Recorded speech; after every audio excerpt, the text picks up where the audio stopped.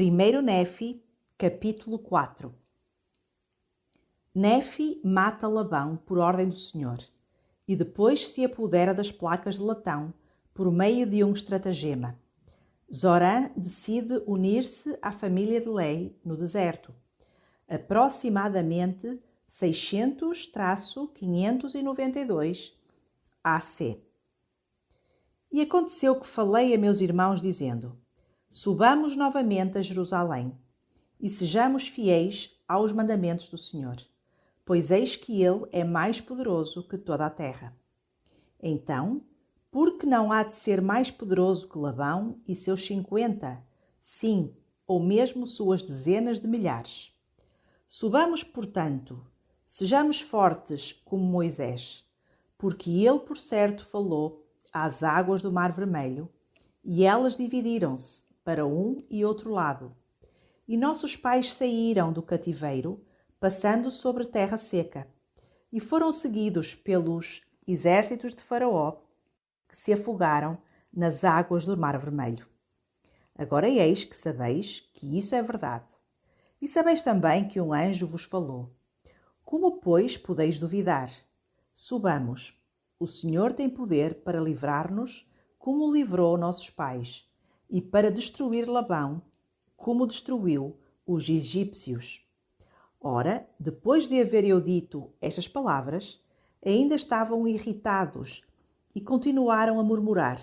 Não obstante, seguiram-me, até chegarmos às muralhas de Jerusalém. E era noite, e eu fiz com que se escondessem fora das muralhas.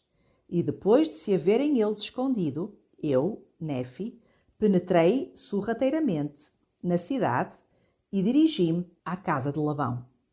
E fui conduzido pelo Espírito, não sabendo de antemão o que deveria fazer. Não obstante, segui em frente, e chegando perto da casa de Labão, vi um homem que havia caído no chão diante de mim, porque estava bêbado de vinho. E aproximando-me dele, vi que era Labão. E vi a sua espada, e tirei-a da bainha. E o punho era de ouro puro, trabalhado de modo admirável. E vi que sua lâmina era do mais precioso aço. E aconteceu que fui compelido pelo Espírito a matar Labão. Mas disse em meu coração: nunca fiz correr sangue humano. E contive-me, e desejei não ter de matá-lo.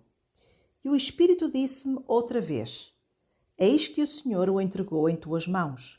Sim, e eu sabia também que ele procurara tirar-me a vida, e que não daria ouvidos aos mandamentos do Senhor.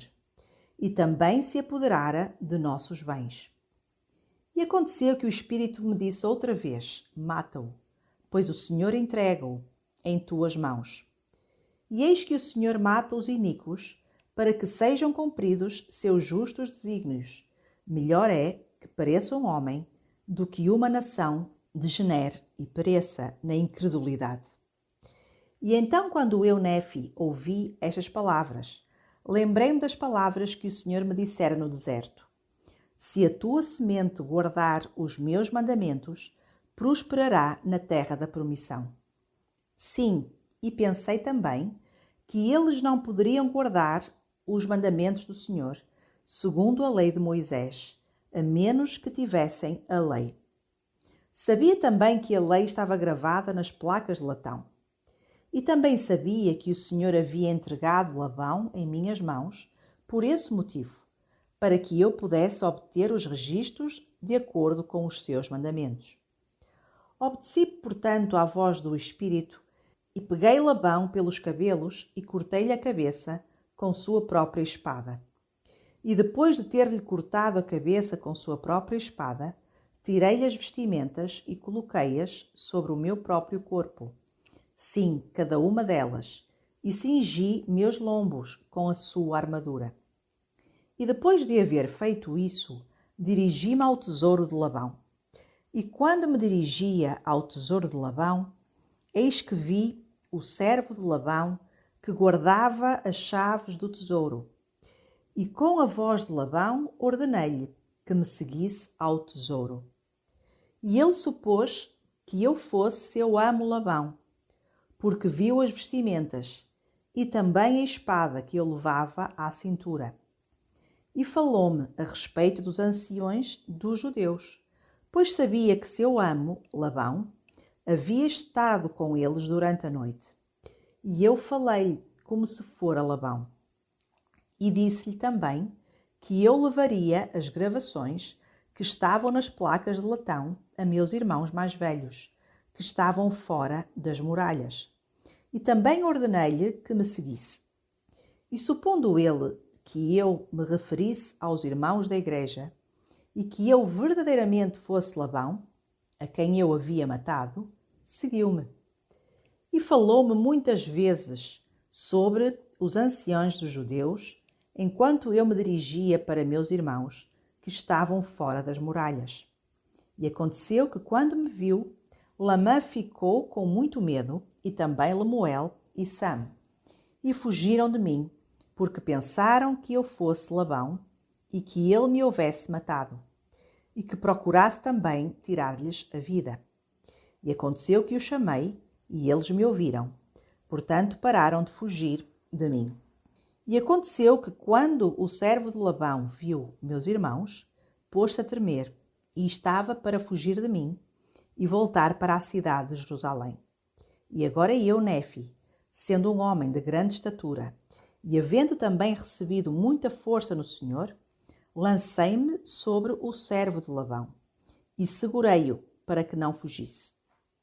E aconteceu que eu lhe disse que, se ouvisse minhas palavras, assim como o Senhor vive e vivo eu, se ouvisse minhas palavras, poupar-lhe-íamos a vida.